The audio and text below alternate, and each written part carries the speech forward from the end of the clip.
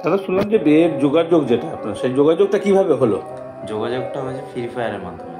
আলাপ আর কবে থেকে শুরু, মানে ওর সঙ্গে পরিচয় কবে থেকে? লকডাউনের সময় গেম খেলাটা মানে বেশি হয়ে গেছিল একটু, তখনই আলাপ হয়েছে। তখন কি স্কুল টুল বন্ধ? গেম খেললে মিলতে পারে আপনারও প্রেমিকা এবং পরবর্তীতে সুযোগ আসতে পারে বিয়েরও। কি ভাবছেন? মজার ছলে বলা হচ্ছে? আসলে এমনই এক গল্পকে বাস্তবে রূপান্তরিত করে দেখালো শান্তিপুর রাধানগর এলাকার বাসিন্দা সুব্রত বিশ্বাস। দীর্ঘ 5 বছর ফ্রি ফায়ার খেলে ট্রফি জিতে আস্ত এক বউ ঘরে নিয়ে এলো শান্তিপুরের দাদাভাই মোবাইল দোকানের কর্মী সুব্রত বিশ্বাস। তবে একে অন্যকে পাওয়ার পর এবার আনইনস্টল হয়েছে 2টি মোবাইল থেকেই। জানালেন, খেলার মানুষই যখন এক ছাদের তলায় একই ঘরে, তবে এবার চলবে সংসারের খেলা। বন্ধুরা জানাচ্ছেন, এবার ভয়ঙ্কর খেলা হবে। করোনাকালে লকডাউন থাকাকালীন অনেকেই মোবাইলের গেমের প্রতি আসক্ত হয়ে গিয়েছিলেন। দিনরাত মোবাইলে গেম খেলেই করোনা কাল পার করেছেন অনেকেই। তবে এই মোবাইল গেমের লাভ ক্ষতির অঙ্ক হিসেব করে দেখা গেলে বেশিরভাগ মানুষের ক্ষতির পরিমাণ বেশি হলেও সুব্রত বিশ্বাসের আখেরে লাভই হয়েছে। জানা যায়, করোনাকালে ফ্রি ফায়ার গেম খেলার সময় পরিচয় হয় একটি মেয়ের সঙ্গে, যা খুব একটা স্বাভাবিক বিষয় নয়, কারণ গেম খেলতেন বেশিরভাগ যুবকরা। তবে একদিন যুবতীর কণ্ঠস্বর ভেসে আসার পর আগ্রহবশত গেমের মেসেঞ্জারে যোগাযোগ নাম্বার বিনিময়, এরপর ঘনিষ্ঠ পার্টনার হয়ে অনলাইনে চলে বলিষ্ঠ খেলা। এরপর সেই কথোপকথন থেকেই হয় বন্ধুত্ব এবং শেষে প্রেম, যার অন্তিম পর্যায়ে গিয়ে দাঁড়ায় বর্তমানে বিয়ে। আলাপ আর কবে থেকে শুরু, মানে ওর সঙ্গে পরিচয় কবে থেকে? ওই 5-6 বছর। তখন আপনি কি করতেন? তখন আমি পড়াশোনা করতাম, ক্লাস 11-এ পড়তাম। আর তারপরে পড়াশোনা করতাম, লকডাউনের সময় গেম খেলাটা মানে বেশি হয়ে গেছিল একটু, তখনই আলাপ হয়েছে। তখন কি স্কুল টুল বন্ধ ছিল বলে? তখন স্কুল বন্ধ ছিল।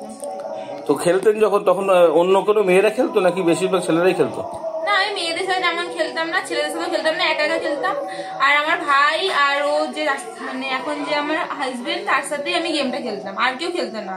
আচ্ছা, তো এখন কি তার জন্য গেম বন্ধ না খোলা রয়েছে? এখন গেমটা এখন বন্ধ করে দিয়েছি, কারণ ঘরেরও কাজ, মানে কাজটা করতে হয় আর ওরও সময় হয় না, ওর জন্য গেম খেলা বন্ধ। তার মানে ওর সঙ্গে খেলতে?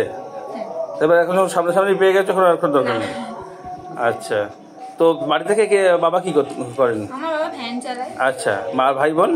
ভাই আছে, ভাই স্কুলে পড়ে। তো পড়াশোনা করলেন না কেন শেষে গিয়ে? পড়াশোনার ইচ্ছা হতো না, তার কারণে মানে উচ্চ মাধ্যমিক পাস করলেন? উচ্চ মাধ্যমিক দিয়েছি, তারপরে পড়াশোনাটা আর করিনি অত, ঠিক আছে। আর বাড়ির অবস্থাটা খুব খারাপ ছিল, ওর জন্য পড়াশোনাটা করা হয়নি। কোথায় বাড়ি আপনাদের?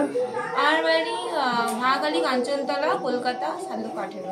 মানে সন্তোষপুরে? হ্যাঁ, গার্ডেন রিচ। আর ভাই কোন ক্লাসে পড়ে? ভাই ক্লাস 10-এ পড়ে। আচ্ছা, কি বলবেন, এই যে ভাই তো এখন গেম খেলে কি? ভাই এখনো গেম খেলছে, খেলে। তাহলে কি বলবে বা ভাইদের জন্য বা অন্যান্য যারা খেলে তাদের ক্ষেত্রে? সবার ক্ষেত্রে একটা কথাই বলবো, গেম খেলছে খেলুক, কিন্তু ভালো করে পড়াশোনাটা করুক আর নিজের ফিউচারের দিকেও ভালো করে মানে মন দিই। পরে কি করবে না করবে, যেমন গেম খেললে সবকিছু হবে না, কাজ বাজও করতে হবে ভালো করে। তো আর যারা যে সমস্ত বেকার ছেলে আছে তাদের কি বলবেন? ওদেরকেও বলছি ভালো করে কাজ বাজ করো। যাদের বিয়ে হচ্ছে না, দেখা গেল তাহলে গেম খেললে তো বিয়ে হয়ে যাবে?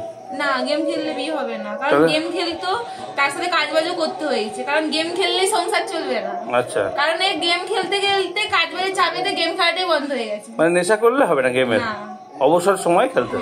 কি নাম আপনার? প্রীতি বিশ্বাস। এখন বিশ্বাস? বিশ্বাস হয়ে গেছে। আর বাবার বাড়ি? হ্যাঁ, বাবার বাড়ি প্রীতি প্রামাণিক ছিল। বাবার নাম? কার্তিক প্রামাণিক, মায়ের নাম শম্পা প্রামাণিক, ভাইয়ের নাম সুদীপ প্রামাণিক।